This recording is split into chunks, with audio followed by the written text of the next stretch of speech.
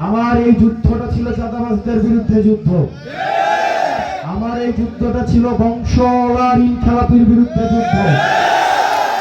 আমার এই যুদ্ধটা ছিল ব্যাংক ডাকাতদের বিরুদ্ধে যুদ্ধ। মাদকের সাথে যারা সম্পৃক্ত তাদের বিরুদ্ধে যুদ্ধ। গুমতি নদীর মাটি কেটে যারা নিজেদের সম্পদ আরোহণ করে তাদের বিরুদ্ধে যুদ্ধ।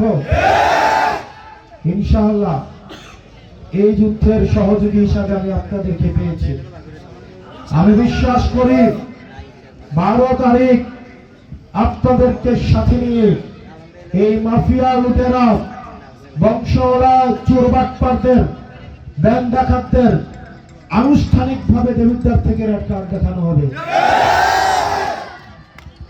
প্রিয় ধামতিবাসী, আমি আপনাদের সন্তান হিসেবে আপনাদের কাছে আসছি।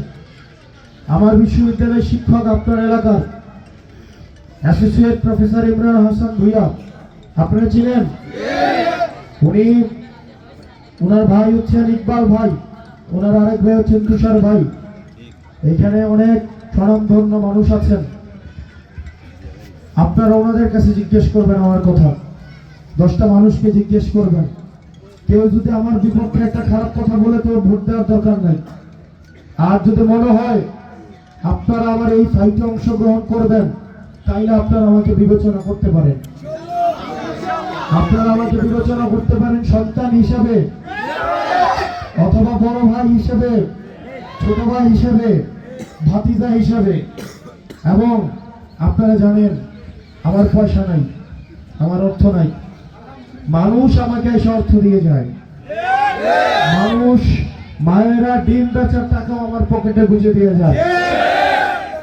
স্কুলের বাচ্চারা টিফিনের খরচ বাঁচাইয়া আমার জন্য ব্যানার পোস্টার ছাপাইয়া ওরা নিজেরা লিফলেট বিলি করে। মানুষ জানে আমার অর্থ দিয়ে ভোট কেনার ক্যাপাসিটি নাই, এবং আমি অর্থ দিয়ে ভোট কিনবো না। নির্বাচনের আগের দিন যেভাবে অ্যাডভান্স পৌঁছায় গেছে বাসায় বাসায়, এই নির্বাচন এখন আর হবে না। আপনারা যারা মনে করছেন নির্বাচনের দিন আপনার বাসায় অটো পাঠাবে, আপনার বাসায় সিএনজি পাঠাবে, আপনি যদি অটোর অপেক্ষায় বসে থাকেন, সিএনজির অপেক্ষায় বসে থাকেন, এটা হবে এক ধরনের প্রতারণা। আপনারা কি ঘুষ খাইতে চান? ঘুষ খাইতে চান? ভোটের আগের দিন যেই টাকাটা খান, এটা একটা ঘুষ, এটা হারাম। এটা খাইলে আমানতের খেয়ানত হয়, এটা হচ্ছে গুনাহ, এটা হচ্ছে মুনাফিকি। আপনারা কি হারাম খাইতে চান? ঘুষ খাইতে চান? একদিন ঘুষ খাইয়া 5 বছর গোলামি করতে চান?